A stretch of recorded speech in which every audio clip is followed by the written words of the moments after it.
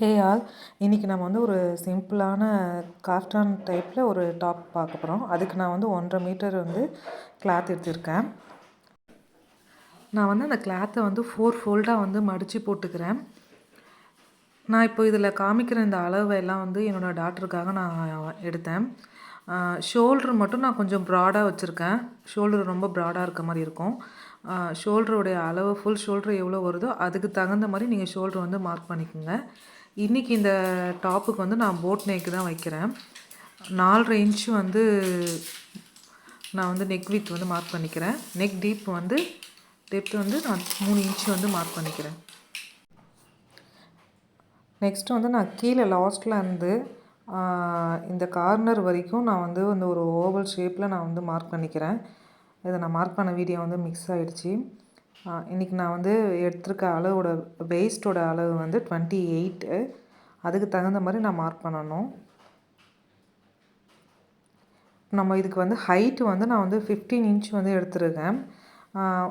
இது வந்து ஹைட்டு வந்து கொஞ்சம் மீடியமாக கரெக்டாக இருக்க மாதிரி இருக்கும். உங்களுக்கு கொஞ்சம் லென்த்தியாக கீழே வந்து டாப் வந்து கொஞ்சம் லென்த்தியாக வேணும்னா நீங்கள் 17 இன்ச்சு கூட நீங்கள் எடுத்துக்கலாம். நான் வந்து இன்றைக்கி வந்து 15 இன்ச்சு தான் எடுத்திருக்கேன். நீங்கள் வந்து நல்லா இது வந்து கொஞ்சம் இந்த மாதிரி டிரான்ஸ்பரண்ட்டாக இருக்கிற துணி, அதுவும் இல்லாமல் வந்து நான் எடுத்துக்கிறது வந்து ஜார்ஜெட் கிளாத்து. இது வந்து கொஞ்சம் வந்து வழவழப்பு தன்மை அதிகமாக இருக்கிறதெல்லாம் நான் வந்து குண்டூசி வந்து கொடுத்து யூஸ் பண்ணிக்கிறேன். அடுத்து நம்ம வந்து நெக்குக்கு வந்து கிராஸ் பீஸ் கொடுத்து நம்ம வந்து நெக் லைனை வந்து ஃபினிஷ் பண்ணிக்கலாம்.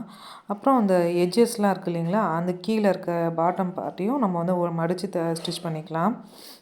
இப்போ நான் ஸ்டிச் பண்ணி கொண்டு வந்துட்டேன். இது நீங்கள் ஸ்டிச் பண்ணிட்டு ஒரு அயர்ன் பண்ணிவிடுங்க. கொஞ்சம் ஃபினிஷிங் வந்து நல்லாயிருக்கும்.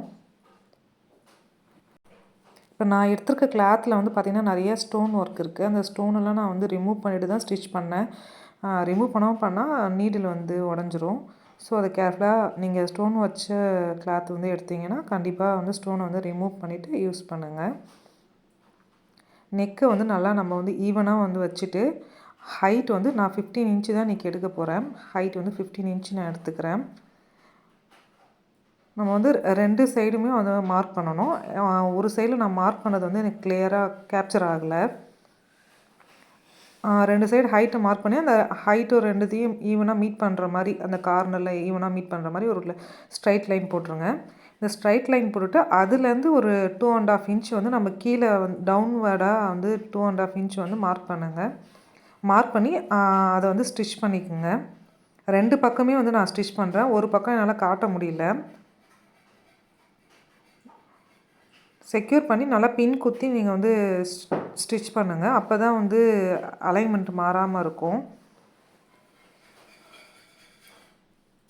நான் ஸ்டிச் பண்ணி கொண்டு வந்துட்டேன்.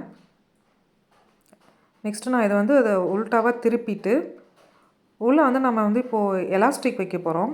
இப்போ இதிலே வந்து இன்னொரு மாடல் இருக்குது. நான் ஸ்ட்ரைட்டாக ஒரு லைன் போட்டிருக்கேன் இல்லைங்களா, அந்த லைனில் வந்து பெல்ட்டோ இல்லை வந்து லேஸோ ஏதாவது வச்சு நம்ம வந்து அட்டாச் பண்ணி அதோடு மடித்து ஃபினிஷ் பண்ணிக்கலாம். இல்லை நான் வந்து கீழே வந்து ஃப்ரில்ஸ் வர மாதிரி கொஞ்சம் துணி வந்து நான் கீழே விடுற மாதிரி ட்ரை பண்ணியிருக்கேன். அதுக்காக வந்து நான் வந்து கீழே வந்து துணி வரணுன்றதுக்காக, அது கொஞ்சம் அழகாக தெரியணுன்றதுக்காக எலாஸ்டிக் வைக்கிறேன். எலாஸ்டிக்காக ஒரு சின்ன கிளாத் வந்து நான் அட்டாச் பண்ணிவிட்டு அதுக்குள்ளே வந்து நான் வந்து எலாஸ்டிக் வைக்கிறேன். எலாஸ்டிக் வந்து இப்போ அட்டாச் பண்ணிட்டேன்.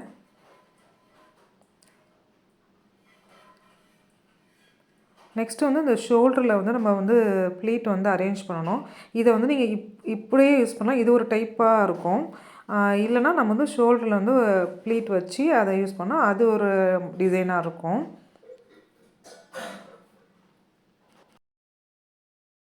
இப்போ வந்து ஷோல்டர் வந்து நான் 3 இன்ச்சு வந்து நான் மார்க் பண்ணிக்கிறேன். 2 பக்கமே வந்து நான் 3 இன்ச்சு ஷோல்டர் வந்து மார்க் பண்ணிக்கிறேன். அடுத்து நான் ப்ளீட் வைக்கிறதுக்கு வந்து 2 இன்ச் வந்து மார்க் பண்ணிக்கிறேன்.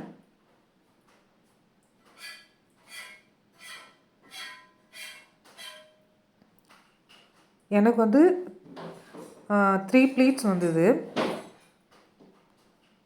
1.5 மீட்டர் கிளாத்தில் வந்து எனக்கு 3 ப்ளீட்ஸ் வந்தது. இப்போ நான் எப்படி ஃபோல்ட் பண்ணுறேன்னு பாருங்கள். அந்த மாதிரி ஃபோல்ட் பண்ணி ப்ளீட் வந்து அழகாக அரேஞ்ச் பண்ணுங்கள்.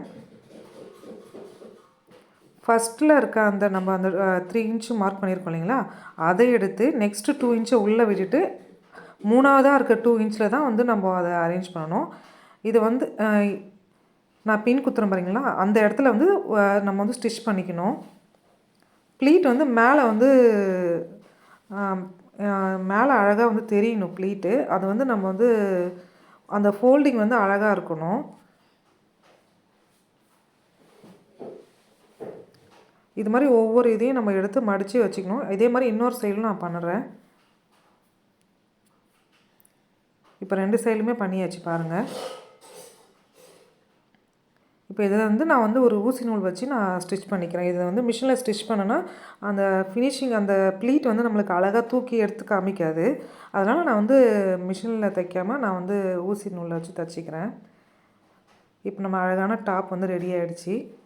இந்த வீடியோ உங்களுக்கு பிடிச்சிருந்தா லைக் பண்ணுங்கள், ஷேர் பண்ணுங்கள், மறக்காமல் சப்ஸ்கிரைப் பண்ணுங்கள். தேங்க்யூ, பாய்.